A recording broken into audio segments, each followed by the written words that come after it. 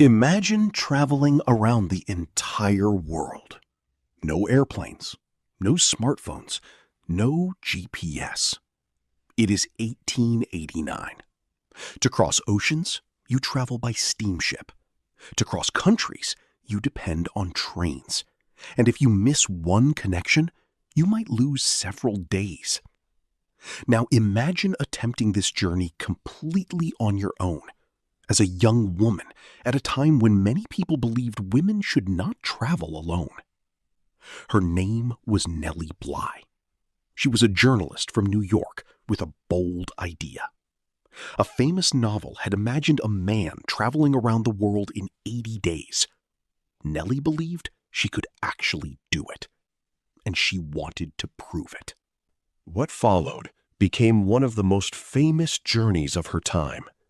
Thousands of people followed her progress. Newspapers reported where she was, and every train and ship brought her closer to one question. Could Nellie Bly travel around the world in less than 80 days? Welcome to TalePath English. If you enjoy improving your English through fascinating true stories, don't forget to like this video and subscribe. Now, let's travel back to the 19th century and discover the extraordinary story of Nellie Bly. But before she became famous, Nellie Bly was known by another name. She was born Elizabeth Jane Cochran in Pennsylvania in 1864. Her childhood changed dramatically when her father died while she was still young. Her family faced financial difficulties, and Elizabeth quickly understood that life would not always be easy. Then, when she was a young woman, she read something in a local newspaper that made her angry. An article argued that women belonged mainly in the home. According to the writer, women were not suited for many kinds of work. Elizabeth strongly disagreed, so she wrote a passionate letter to the newspaper. Her writing was so powerful that the editor wanted to meet her. He offered her the opportunity to write for the paper. But female journalists often used pen names at the time. Elizabeth was given a new one, Nellie Bly, a name that would soon become famous around the world. Nellie quickly discovered that journalism could be more than simply writing articles. It could reveal problems that society preferred to ignore. In 1887, after moving to New York City, Nellie began working for the New York World. Soon, she accepted a dangerous assignment. She would pretend to be mentally ill and enter the women's lunatic asylum on Blackwell's Island. Her goal was simple: discover how the women inside were really being treated. Nellie successfully convinced doctors that she was mentally ill. She was sent to the asylum. Once inside, however, she discovered conditions that shocked her. She later described cold baths, poor food, harsh treatment, and women being forced to sit quietly for long periods. Some patients, she believed, were not mentally ill at all. For 10 days, Nellie observed everything around her. Then the newspaper arranged for her release. She wrote about what she had witnessed in a series of reports that later became known as 10 Days in a Madhouse. Her investigation attracted enormous public attention and helped bring greater scrutiny to conditions at the institution. Nellie Bly was no longer simply a young journalist. She had become one of America's best-known investigative reporters. But soon, she would propose an even more ambitious idea. This time, her investigation would not take her inside an institution. It would take her around the world. The idea came from a famous book. In 1873, French writer Jules Verne had published Around the World in 80 Days. The novel followed a fictional Englishman named Phileas Fogg, who accepted a challenge to travel around the world in just 80 days. Readers loved the adventure. But Nellie wondered, could someone actually do it? She went to her newspaper with a proposal. Send her around the world. She would travel alone and try to complete the journey in fewer than 80 days. But there was a problem. Nellie was a woman. Her editors initially doubted that a woman could make such a journey alone. They worried that she would need too much luggage. They thought she would require someone to protect her. And they even considered sending a man instead. Nellie refused to accept that argument. She reportedly made her position very clear. If another newspaper sent her, she would race their male reporter. And she believed she would win. Eventually, the newspaper agreed. More than a year later, Nellie received the news she had been waiting for. She was going around the world, and she had very little time to prepare. On the morning of November 14th, 1889, Nellie Bly was ready. She was 25 years old. She carried one small travel bag, no large suitcase, no team of assistants, and no modern technology to guide her. At 9:40 in the morning, Nellie left Hoboken, New Jersey, aboard the steamship Augusta Victoria. Her challenge had officially begun. The clock was now running. Her planned route would take her across the Atlantic to Europe, through the Mediterranean, across Asia, over the Pacific Ocean, and finally across the United States by train. Every connection mattered. A delayed ship could cost her days. A missed train could destroy the entire plan. But Nellie was determined. She wasn't simply trying to travel around the world. She was trying to prove that a woman could do something many people believed was impossible. As the American coastline slowly disappeared behind her, Nellie looked toward the Atlantic. Thousands of kilometers lay ahead. And somewhere in France, the man who had imagined an 80-day journey was about to meet the woman who was actually attempting one. After crossing the Atlantic, Nellie arrived in Europe. But before continuing east, she made a special detour to Amiens, France. There, she met the famous writer Jules Verne. Years earlier, Verne had imagined a journey around the world in 80 days. Now, standing in front of him was a young American journalist trying to do it for real. Verne welcomed Nellie and showed her the route taken by his fictional traveler, Phileas Fogg. But Nellie's route was different. She planned to travel even faster. The meeting was brief because Nellie could not afford to lose much time. Before she left, Verne wished her success. According to Nellie's later account, he told her that if she completed the journey in 79 days, he would applaud her. Nellie continued on. France disappeared behind her as she traveled toward Italy. From there, she boarded another ship. The next part of her journey would carry her through the Mediterranean Sea, toward the Suez Canal, and into a world completely different from the one she had left behind. Nellie's journey now carried her farther from home. She traveled through Italy and continued by ship across the Mediterranean. Then she reached one of the most important waterways in the world, the Suez Canal. The canal connected the Mediterranean Sea with the Red Sea. For ships traveling between Europe and Asia, it offered a much shorter route than sailing all the way around Africa. For Nellie, it was another important step in her race against time.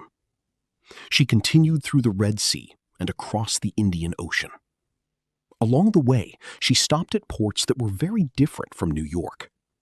New languages, new foods, new landscapes, and people from many different cultures. But Nellie could never forget the clock. Every departure mattered. Every arrival mattered. She checked schedules carefully and continued moving east. Her journey eventually brought her to Ceylon, known today as Sri Lanka. Then she continued towards Singapore and Hong Kong. She had already traveled thousands of kilometers. But when she reached Hong Kong, she received unexpected news. Someone else was racing around the world too. When Nellie reached Hong Kong, she expected to continue her journey as planned. Instead, she learned something surprising. Another American woman was also traveling around the world. Her name was Elizabeth Bisland. She was a journalist for Cosmopolitan magazine.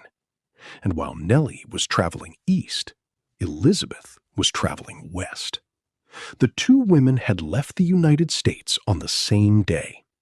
Suddenly, newspapers had something even more exciting to report. This was no longer only Nellie Bly against the fictional 80-day record. It had become a race between two real women traveling in opposite directions around the world. But there was an important difference. Nellie had known nothing about the competition when she began. Now, somewhere on the other side of the world, another traveler was trying to reach America first. Nellie could do only one thing: keep moving. Her next destination was Japan. And after Japan came the greatest ocean of them all, the Pacific. After reaching Japan, Nellie was approaching one of the most important parts of her journey. She now had to cross the enormous Pacific Ocean. There were no airplanes that could carry her home in a few hours. Once her ship left Japan, Nellie had little control over how quickly she could travel. She depended on the ship, the weather, and the ocean. On December 7th, 1889, she left Yokohama aboard the steamship Oceanic, heading toward the United States. Days passed at sea. Nellie watched the calendar carefully. By now, people back home were following her journey in the newspapers. Could she really travel around the entire world in fewer than 80 days? The American coast was getting closer. Finally, after crossing the Pacific, Nellie's ship reached San Francisco. She had crossed the ocean. But the race was not over. New York was still thousands of kilometers away. And now, she had to cross an entire continent. When Nellie reached San Francisco, she still faced one final challenge. She had to travel all the way across the United States to New York, and time was running out. Her newspaper wanted to make sure she reached home as quickly as possible, so a special train was arranged to help carry her east. Now the journey became a race across the American continent. The train moved through California, across deserts, over mountains, and through towns where people had already heard about Nellie's incredible journey. At stations along the route, crowds gathered to see her. Some cheered. Others waved as the train passed. Nellie Bly was no longer simply reporting a story. She had become the story. Day after day, the train continued east. The distance to New York became smaller. The 80-day record was still within reach. But after traveling around almost the entire planet, everything now depended on these final hours. Then, on January 25th, 1890, Nellie Bly arrived back in the New York area. The journey was over. She had traveled around the world in approximately 72 days, 6 hours, 11 minutes, and 14 seconds. She had beaten the fictional 80-day journey that had inspired her adventure. Crowds celebrated her return. Newspapers reported her achievement. And Nellie Bly became famous across the country. But her journey represented something larger than a record. Before she left, people had questioned whether a young woman could travel around the world alone. They worried about her safety. They questioned what she would wear. They thought she would need someone to accompany her. Nellie answered those doubts in the most powerful way possible. She went. With one small bag, she crossed oceans and continents. She traveled by steamship and train. She adapted when plans changed. And 72 days later, she came home. Nellie Bly could have stopped there. She had become famous around the world, but traveling was only one chapter of her remarkable life. Nellie continued working as a journalist. She wrote about important social issues and continued challenging expectations about what women could do. Later in life, she became involved in business and even worked as an industrialist for a time. But journalism eventually called her back. During the First World War, Nellie traveled to Europe and reported from the war zone. The young woman who had once been told that women belonged at home had spent her life doing exactly the opposite. She investigated difficult subjects. She crossed oceans. She traveled around the world. And she went to places where many other reporters were afraid to go. Nellie Bly died in New York City in 1922 at the age of 57. But more than a century after her famous journey, people still remember her. Not simply because she traveled around the world in 72 days, but because she refused to let other people's expectations decide what she could achieve. Nellie did not wait for the world to tell her what was possible. She went out and discovered it for herself.